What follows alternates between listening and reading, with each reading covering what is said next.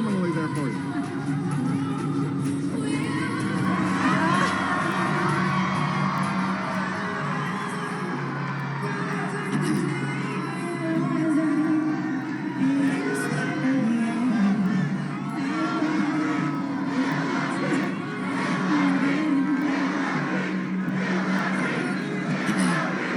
Hello, Philadelphia! Oh, thank you. I am so grateful to be here tonight to spend this time with all of you here in this historic spot, and to all the volunteers, the activists, the union organizers, the hard hats I see in the audience tonight. Thank you for coming out for one last rally before Election Day tomorrow.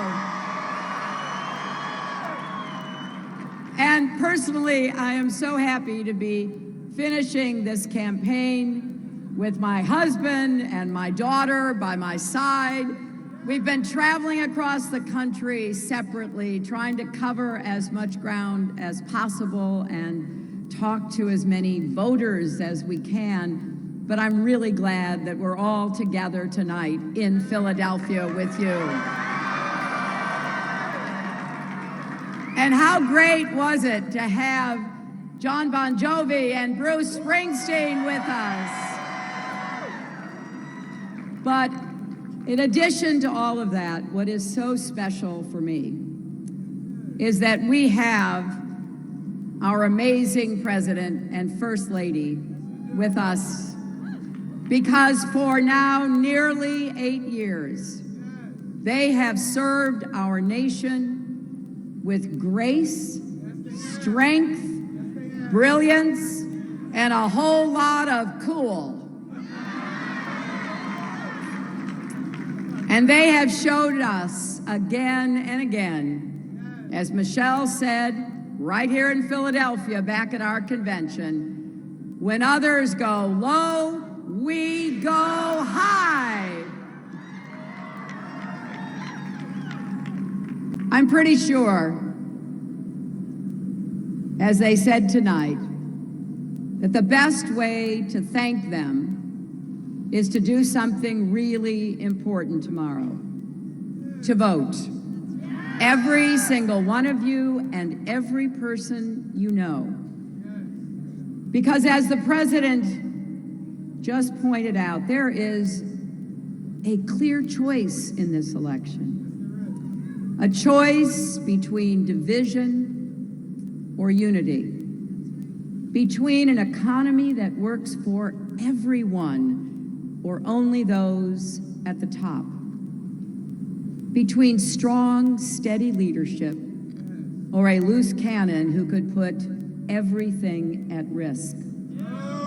So make no mistakes, our core values are being tested in this election. We know enough about my opponent. We know who he is. The real question for us is what kind of country we want to be and what kind of future we want to build for our children. I'm proud that I had the chance to serve in President Obama's cabinet. And I am proud that I could watch the extraordinary service of our First Lady. And one thing I know is that, like them, I love America, and I know you do too. We love this country. We love what it stands for, not that we are blind to its flaws, its problems, its challenges, but I believe with all my heart that America's best days are still ahead of us if we reach for them together.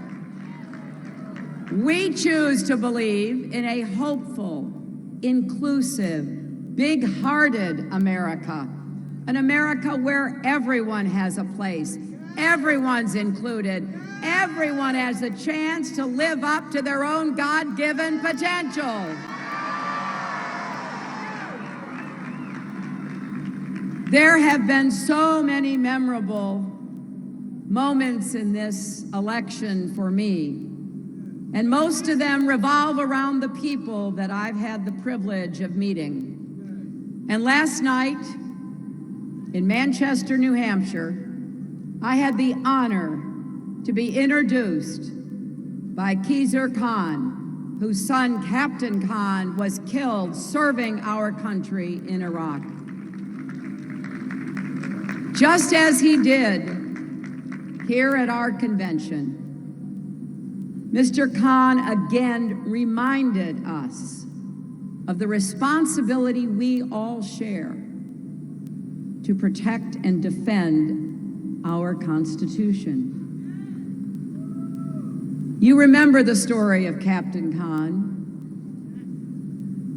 the son of immigrants himself, brought here as a young child, who grew up to join the United States Army. And on that fateful day, with his unit, he saw a suspicious car, and he moved toward it to try to determine whether it was a danger or not, telling his men to stay back. The car was rigged, the bomb went off, and he died protecting his men. He was awarded the Bronze Star and the Purple Heart. And what Mr. Khan said last night is something I want us all to remember. He said, after the many derogatory and insulting comments that we've heard from Donald Trump, would his son, would Captain Khan, have a place in Donald Trump's America? That's an important question for all of us, because we don't want to shrink the vision of this great country. We want to keep expanding it so that everyone has a place to pursue your dreams, your aspirations, the future that you want to create for yourselves and everyone else. Think about that when you go to the polls tomorrow. Think about how throughout our history, generations of Americans just like us have come together to meet the tests of their time. And yes, as President Obama said, it started right here in Philadelphia, when representatives from 13 unruly colonies came together to launch the greatest experiment the world has ever seen. Our parents and grandparents defended that democracy. They built the great American middle class.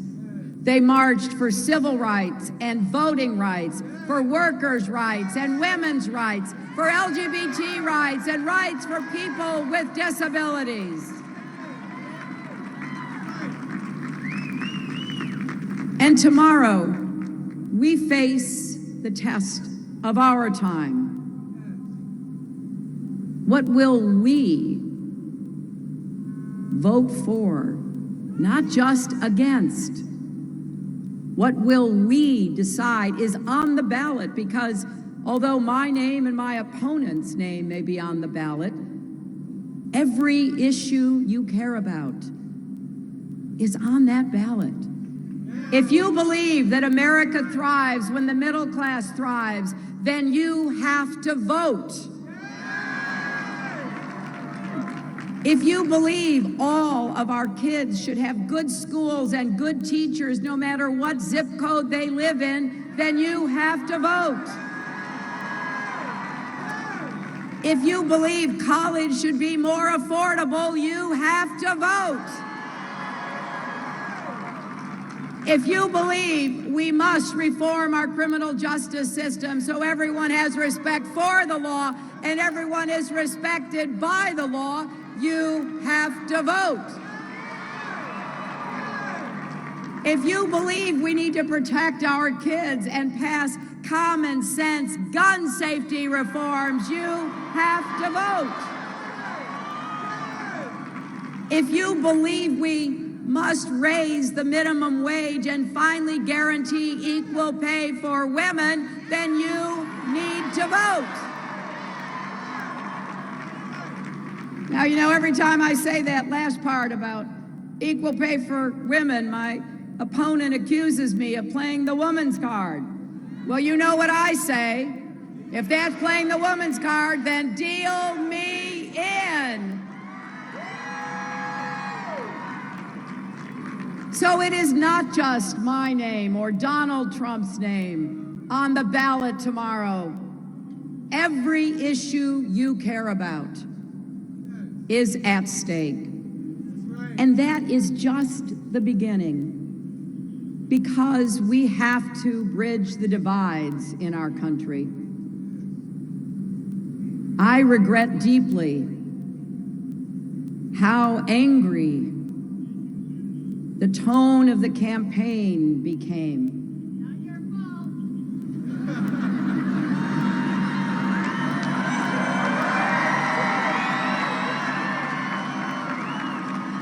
And by the way, did any of you see those debates? Well, I stood next to Donald Trump for 4.5 hours, proving conclusively I have the stamina to be president and commander-in-chief.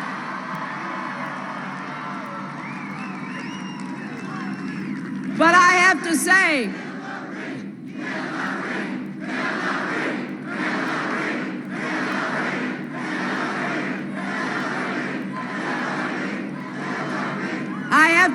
that there were so many really troubling things that my opponent has said. But probably the most horrifying was at the end of the last debate, after he has insulted everyone, more than half the population, by the way, immigrants, African Americans, Latinos, POWs, Muslims, women. He then launches an attack on our democracy, refusing to say whether or not he would accept the outcome of the election. Well, let's show tomorrow there will be no question about the outcome of this election.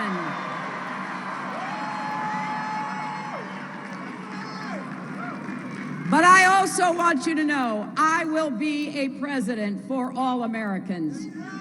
Democrats, Republicans, Independents, not just the people who support me in this election, everyone, because I believe we all have a role to play in building a better, fairer, stronger America, building on the progress that we have enjoyed under President Barack Obama over the last 8 years.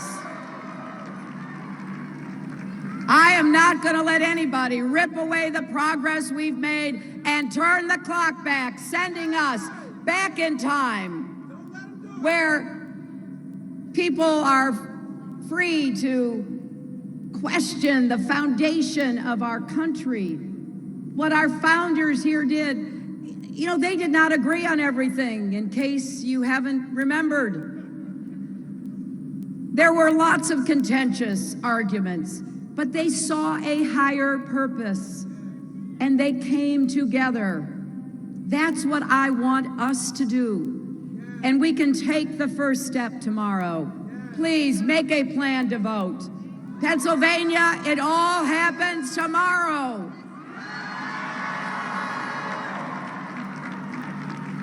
If you text the word PLAN, P-L-A-N, to 47246, we will walk you through where to vote, when to vote, how to get there. You can do that right now. And please tell your friends, your family, your neighbors. And you can go to iwillvote.com and get all the information you need. Every person who lives in Philadelphia lives within 5 blocks of your polling place. That's it, just 5 blocks. And the polls open at 7 a.m. and they close at 8 p.m. And remember, if you're in line at 8 p.m., they have to let you vote. And so we need your help. In these last hours, we need your help knocking on doors and making phone calls, helping to turn people out, maybe helping people who need assistance to get to the polls. You can still volunteer by going to HillaryClinton.com. Because none of us want to wake up on Wednesday morning and wish we had done more. Years from today, when your kids and grandkids ask what you did in 2016, when everything was on the line, I want you to be able to say that you did vote. You voted for an inclusive, big-hearted, open-minded country future that will make sure that we all keep moving together, because I do believe we are stronger together. And you voted for an America where we build bridges, not walls. And maybe most importantly, you voted in great numbers to demonstrate conclusively, once and for all, that yes, love trumps hate. Let's get out and vote, Philadelphia, tomorrow. Let's make history together. Thank you, and God bless you.